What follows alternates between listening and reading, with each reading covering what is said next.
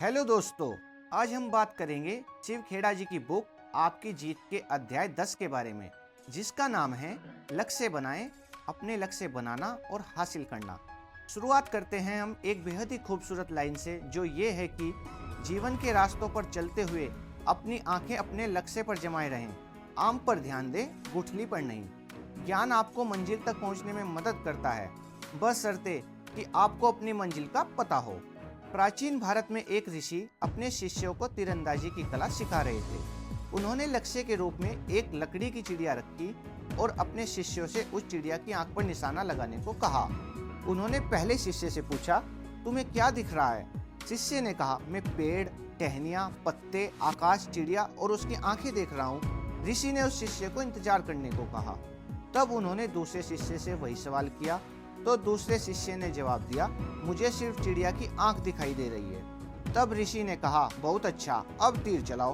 तीर सीधा जाकर चिड़िया की आंख में लगा। अगर हम अपने मकसद पर ध्यान नहीं लगाएंगे तो अपने लक्ष्य को हासिल नहीं कर पाएंगे। अपने मकसद पर ध्यान लगाना एक मुश्किल काम है, मगर यह एक कला है जिसे आप सीख सकते हैं। अपनी नज़र लक्ष्य पर रखें। Keep your eyes upon the goal.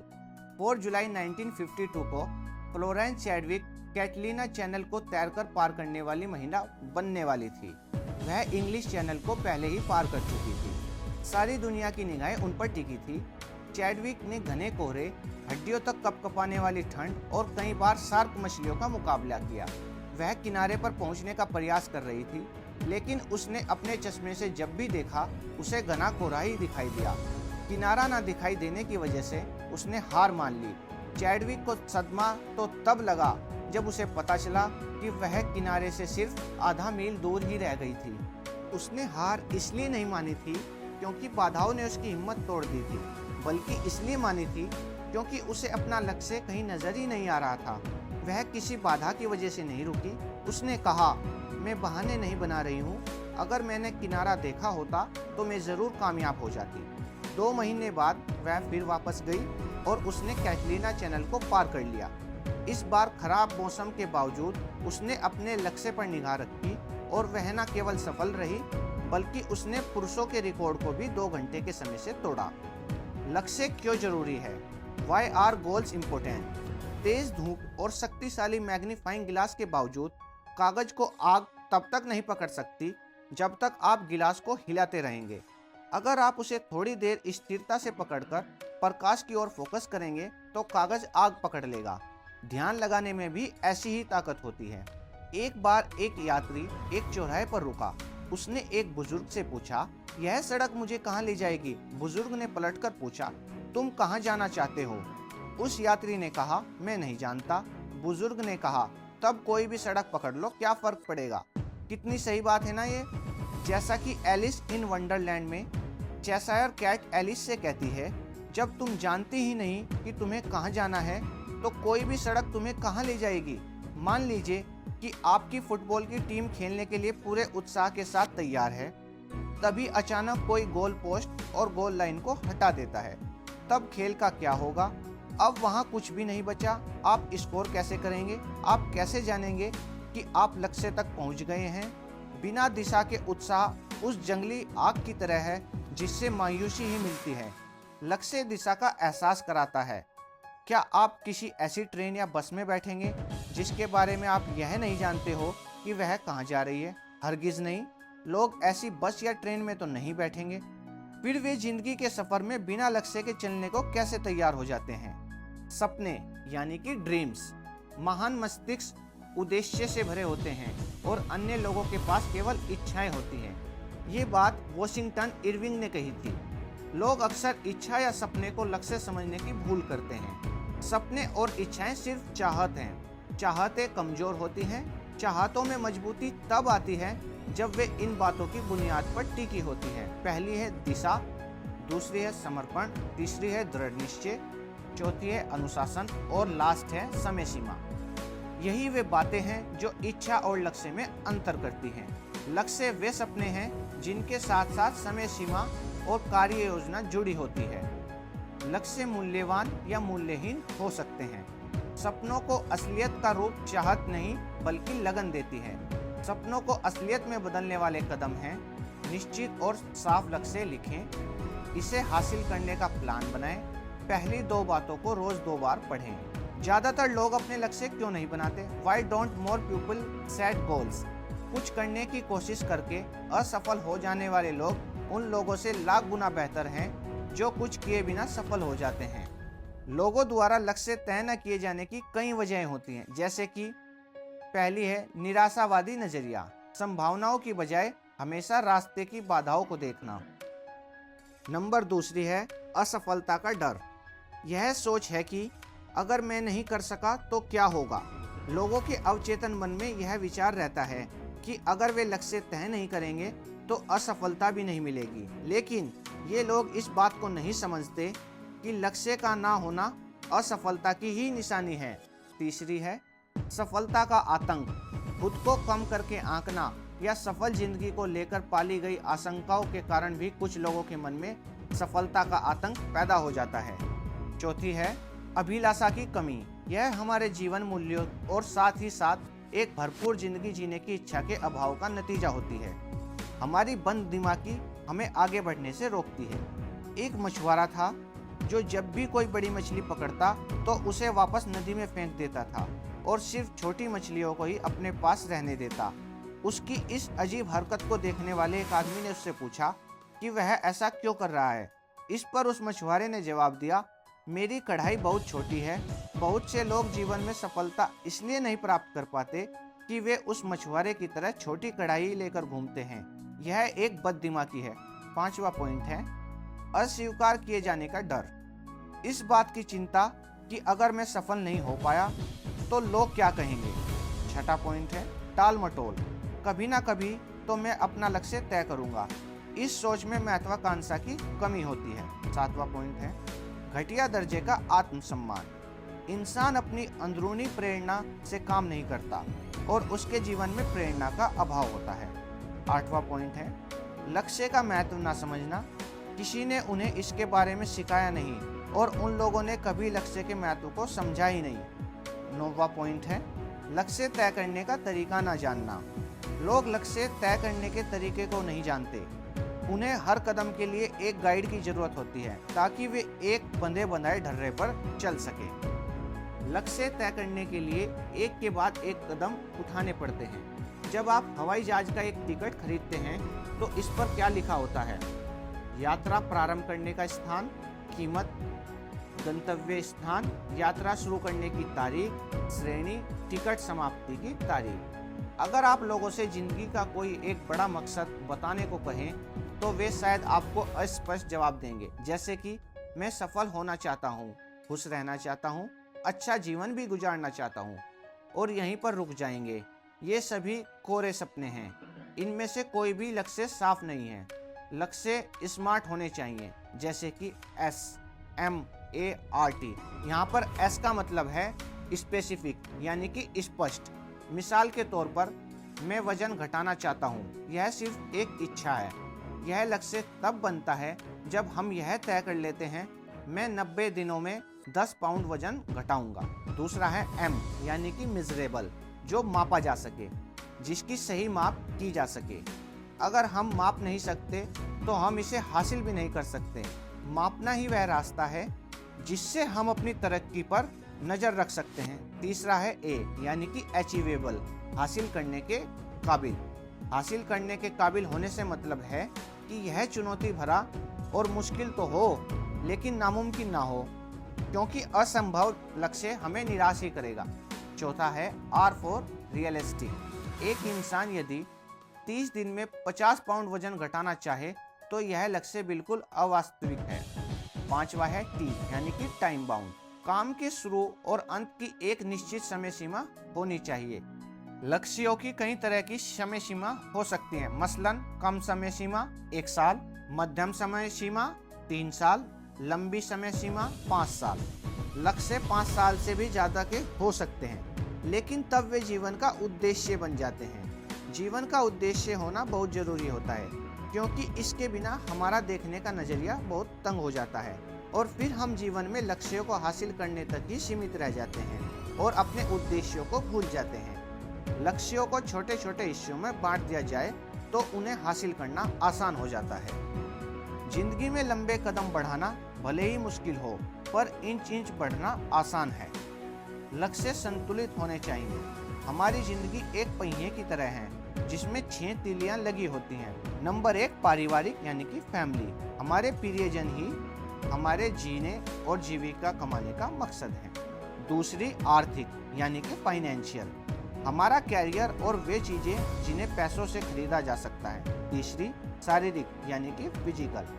हमारी सेहत जिसके बगैर किसी चीज का कोई मायने ही नहीं है। चौथी मानसिक यानी कि मेंटल। हमारा ज्ञान और हमारी बुद्धि। पांचवी सामाजिक यानी कि सोशल। हर व्यक्ति और संगठन की कुछ सामाजिक जिम्मेदारियां हैं जिनको पूरा ना किए जाने पर समाज टूटने लगता है। छठी आध्यात्मिक यानी कि स्पिरिचुअल। हमारे जीवन मूल्य, नैतिकता और चरित्र को दर्शाते हैं। इनमें से कोई भी तीली अपनी जगह से खिसक जाए तो हमारे जीवन का संतुलन डगमगा जाता है। थोड़ा समय निकाल कर सोचिए, अगर इन 6 में से कोई एक तीली ना रहे तो जीवन कैसा होगा। बैलेंस यानी कि संतुलन। सन 1923 में दुनिया के सबसे अमीर व्यक्तियों में से 8 लोग मिले। अंदाजा लगाया गया कि उनकी संपत्ति का जोड़ अमेरिकी सरकार की उस समय की कुल संपत्ति से भी ज्यादा थी। इन लोगों से ज्यादा कौन जानता था कि जीविका कैसे कमाई जाती है और दौलत कैसे जोड़ी जाती है। अब आइए देखें 25 साल के बाद इनके साथ क्या हुआ। नंबर 1 सबसे बड़ी स्टील कंपनी के मालिक चार्ल्स शॉब उधार की पूंजी पर 5 साल तक जिए और फिर वे दिवालिया होकर मर गए। नंबर 2 सबसे बड़ी गैस कंपनी के प्रेसिडेंट हार्वर्ड हब्सन पागल हो गए। नंबर 3 एक बहुत बड़े व्यापारी आर्थर क्यूटन दिवालिया होकर मर गए। नंबर 4 न्यूयॉर्क स्टॉक एक्सचेंज के प्रेसिडेंट रिचर्ड व्हाइटने को जेल जाना पड़ा। नंबर 5 राष्ट्रपति के कैबिनेट सदस्य एल्बर्ट पॉल को जेल से इसलिए छोड़ दिया गया ताकि वे अपने जीवन के अंतिम दिन घर पर बिता सके। नंबर 6 वॉल स्ट्रीट के सबसे बड़े सट्टेबाज जैसी लिवमोर ने आत्महत्या कर ली। नंबर 7 दुनिया के सबसे बड़ी एकाधिकार कंपनी के प्रेसिडेंट इवार क्रूजर ने आत्महत्या कर ली। Number 8 Bank of International Settlement के प्रेसिडेंट लियोन फ्रेजर ने भी आत्महत्या कर ली। ये लोग पैसे कमाने में तो माहिर थे, लेकिन यह भूल गए थे कि जिंदगी को कैसे बनाया जाए। ऐसी ही कहानियां लोगों के मन में भ्रम डालती हैं कि पैसा ही सब बुराइयों की जड़ है, बल्कि यह सच नहीं है। इनकी समस्याओं की वजह पैसा नहीं था। पैसा भूखे को खाना, गरीब को दवाई और जरूरतमंद को कपड़ा देता है, लेकिन पैसा सिर्फ लेन देन का जरिया है। दरअसल उन्होंने पैसा कमाने के लिए जिंदगी की बाकी 5 तीलियों की जरूरत को नजरअंदाज किया और यही उनके पतन का कारण बना। हमें 2 तरह की शिक्षा चाहिए। एक वह जो हमें रोजी रोटी कमाना सिखाए, दूसरी वह जो हमें जीने का ढंग सिखाए। कुछ ऐसे लोग हैं जो अपने काम में इतने व्यस्त होते हैं कि वे अपने परिवार, सेहत और सामाजिक जिम्मेदारियों को नजरअंदाज कर देते हैं। मजे की बात यह है कि उनसे पूछने पर कि वे ऐसा क्यों करते हैं, उनका जवाब होता है कि वे यह सब अपने परिवार के लिए ही तो कर रहे हैं। जब हम घर से निकलते हैं तो हमारे बच्चे सो रहे होते हैं। जब हम घर लौटते हैं तब भी वे सो रहे होते हैं। 20 साल बाद हम पाते हैं कि वे सभी हमें छोड़कर चले गए हैं। अब हमारा परिवार ही नहीं रहा। बड़े दुख की बात है ना। संख्या नहीं गुण, क्वालिटी नॉट क्वांटिटी। आमतौर पर सुना जाता है कि परिवार के साथ संख्या का नहीं बल्कि गुण का समय बिताना चाहिए। जरा इसके बारे में सोच कर देखिए, क्या यह वास्तव में सही है? मान लीजिए कि आप शहर के एक रेस्टोरेंट में गए जहां हाथ में सफ़ेद दस्ताने पहने वेटर इंग्लैंड के बने कांटे चम्मच, फ्रांस की क्रॉकरी, स्विट्जरलैंड की चॉकलेट और ऐसी बहुत सारी चीज़ें हैं। आप सुनहरी फ्रेम वाली मेनू उठाकर सीख पर भुने हुए चिकन का ऑर्डर देते हैं। कुछ ही देर में वेटर बेहद लजीज चिकन का छोटा सा टुकड़ा लाकर आपको देता है। आप उसे खाते हैं और पूछते हैं, क्या इतना ही मिलेगा? वेटर जवाब देता है, संख्या से ज़्यादा महत्व गुण का होता है। मुझे उम्मीद है कि आपको बात समझ में आ गई होगी। हमारे परिवार को संख्या और गुण दोनों की जरूरत होती है। आप क्वालिटी टाइम पर अपना अधिकार नहीं दिखा सकते। आप ये नहीं कह सकते कि हम एक दूसरे के साथ क्वालिटी टाइम बिताएंगे। वास्तविकता यह है कि जिंदगी के बेहतर पल ढेर सारे तजर्बे के बीच ही जन्म लेते हैं। बड़े लोगों से जब उनके बचपन की सबसे बेहतर यादों के बारे में पूछा जाता है तो वे उन लम्हों को याद करते हैं जब उनकी माँ ने उन्हें कोल्ड ड्रिंक लाकर दिया था या उनके बीमार होने पर कोई कहानी पढ़कर सुनाई थी।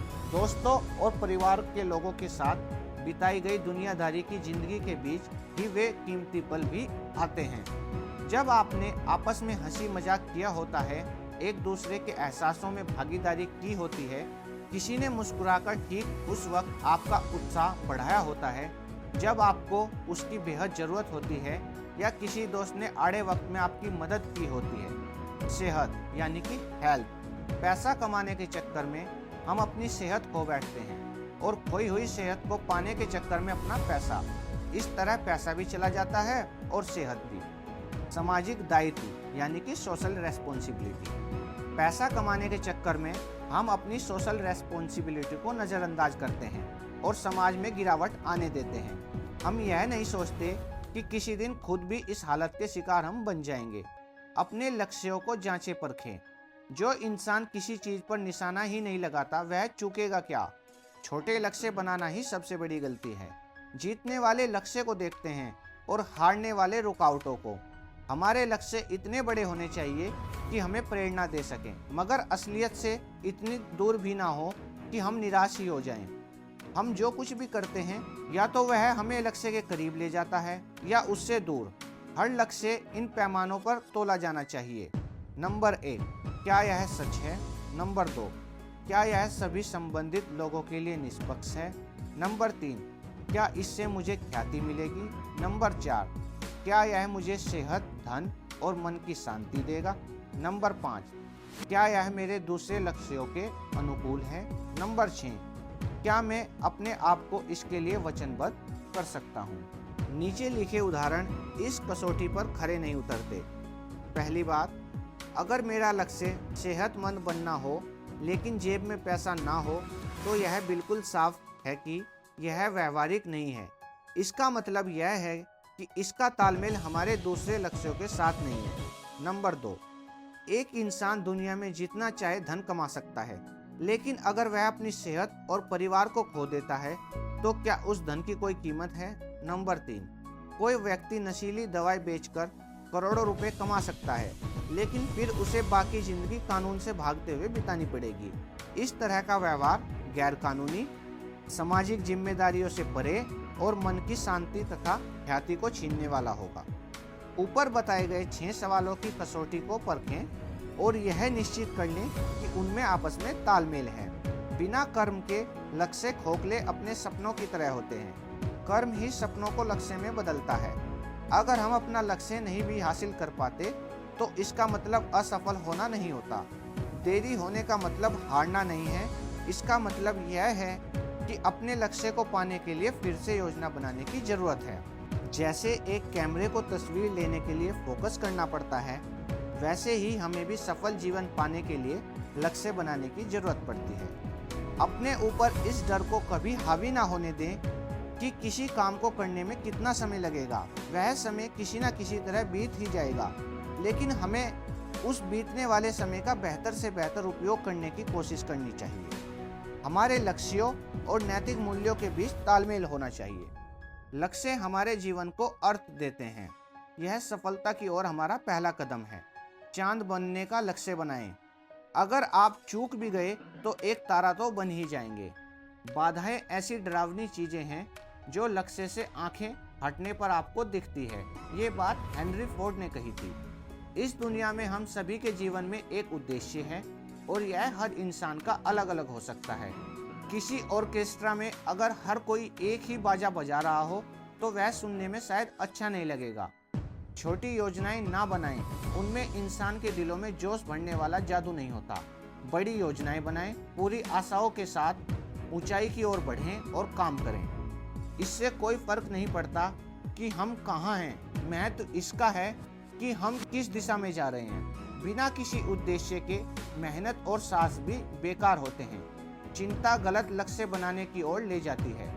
चिंतित आदमी उन बातों के बारे में सोचता रहता है जिन्हें वह घटित होने नहीं देखना चाहता। सक्रियता का मतलब उपलब्धि नहीं है, सक्रियता को उपलब्धि मानने की भूल कतई न करें। कट घोड़ा अपनी जगह पर लगातार चलता दिखता है, लेकिन आगे जरा भी नहीं बढ़ता। सक्रियता और उपलब्धि में बहुत फर्क है। एक फ्रांसीसी वैज्ञानिक वेबर ने इस बात को भेड़चाल वाले कैटरपिलर्स के साथ एक प्रयोग करके दिखाया। कैटरपिलर्स अपने सामने वाले की नकल करते हुए आंखें मूंदकर चलते हैं। वेबर ने उन्हें एक फूलदान के घेरे में इस तरह से रखा कि सबसे आगे वाला कैटरपिलर वास्तव में सबसे पीछे वाले कैटरपिलर के ठीक पीछे रहे। फिर उसने चीड़ के कांटे, जो कैटरपिलर का भोजन है, उस फूलदान के बीच में रख दिए। कैटरपिलर्स उस फूलदान में एक घेरे में ही घूमते रहे। आखिरकार एक हफ्ते तक चक्कर लगाने के बाद वे थकान और भूख से मर गए, जबकि खाना उनसे कुछ ही इंच दूर था। हमें कैटरपिलर से सीख लेनी चाहिए।